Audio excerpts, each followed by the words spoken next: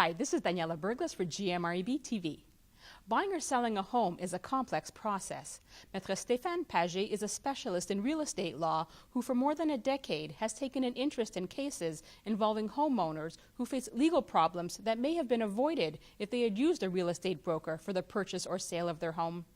In the past 2 years, Maître Paget has seen an increase in the number of legal disputes between selling owners or buyers who concluded a real estate transaction without the help of a real estate broker. We now present an interview with Maître Paget that he gave to us following his conference Sans courtier avec des problèmes.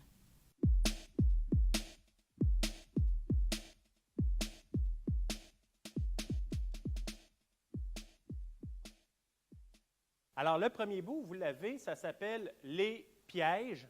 Lorsqu'on décide de vendre la propriété sans retenir les services d'un courtier immobilier, il y a plusieurs pièges qui nous guettent. Le premier, c'est de ne pas avoir un acheteur qualifié pour le financement. On a également des problèmes liés à l'inspection pré-achat, aux négociations sur les inclus, les exclus et aussi la transmission d'informations sur l'état de la propriété. Alors, je pense à la garantie légale, je pense aussi à la déclaration sur certains problèmes qui affectent la propriété. Alors, lorsque l'on transige sans intermédiaire, sans professionnel, bien, on s'expose à ce qu'il y ait plus de risques de problèmes. Dans des cas comme ça, bien, écoutez, on répond au vendeur, c'est bien beau, je comprends que tu sois bien choqué, que tu veuilles prendre la poursuite de ta vie, mais on ne fait pas pleurer un cactus. L'acheteur n'a pas d'argent. Les problèmes qu'on voit les plus souvent lorsque les gens transigent sans courtier, c'est la question du financement. Alors, des promettants acheteurs qui ont oublié ou qui ne savaient pas qu'ils devaient mettre des conditions de financement dans leur offre d'achat. Et à quelques jours de notarié, on s'aperçoit qu'il n'y a pas de financement, que la personne n'en a pas suffisamment et ça cause des cas de désistement. Alors, des acheteurs décident de ne plus acheter une propriété parce qu'ils considèrent qu'ils n'y sont pas tenus. Alors, unilatéralement, ils mettent fin à leur promesse d'achat. Alors que ce soit pour l'exigence de tests additionnels, de financement, d'informations transmises par le vendeur, et comme il n'y a pas de je vous dirais, de tampons ou d'intermédiaires, bien, les gens vont être beaucoup plus prompts à mettre fin à leurs promesses et à créer ainsi des litiges.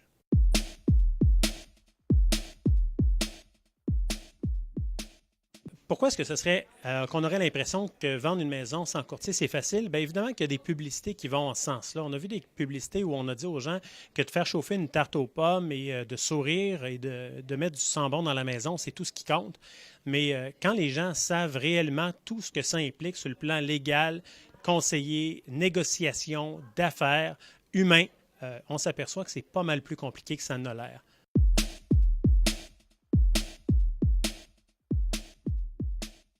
Quand on ne connaît pas quelque chose, la seule chose ou la principale chose qui nous intéresse, c'est le prix.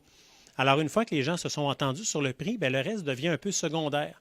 Et ce n'est pas à la connaissance de tout le monde qu'il y a un paquet d'informations qu'on doit vérifier, ne serait-ce que la conformité, les certificats de localisation, l'évaluation de la valeur marchande, les documents, les titres de propriété, les rapports d'inspection et autres. Alors, il y a une foule de documents, d'informations qui vont être échangés entre les gens que l'on ne connaît pas. Et si on les connaît, bien, ce n'est pas toujours facile de les traiter correctement.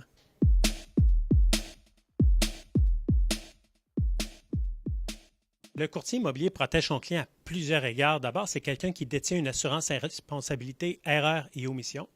Alors, comme il a l'assurance responsabilité erreur et omission, en cas de problème, il y aura une indemnisation qui va être fournie.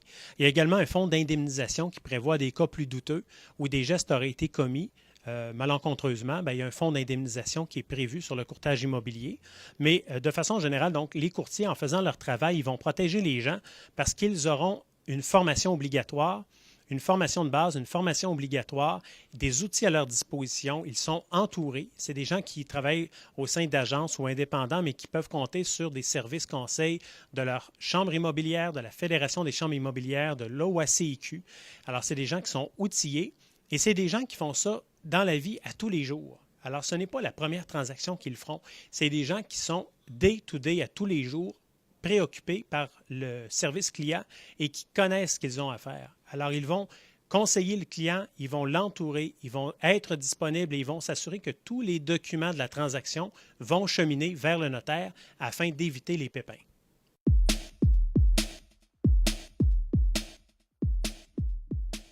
Si devant moi, j'avais quelqu'un qui hésite à retenir les services d'un courtier immobilier, moi, je lui dirais, je suis avocats. Ça fait plus de 14 ans que je pratique en droit immobilier. J'ai enseigné aux futurs courtiers immobiliers pendant plusieurs années. Et lorsque j'ai eu à transiger pour vendre ou acheter une propriété, à tous les cas, j'ai retenu les services d'un courtier immobilier. Parce que je me dis, dans la vie, chacun son métier, et ces gens-là sont spécialisés, ils sont formés, ils sont assurés, et de ne pas retenir les services d'un professionnel, selon moi, ce n'est pas un geste prudent.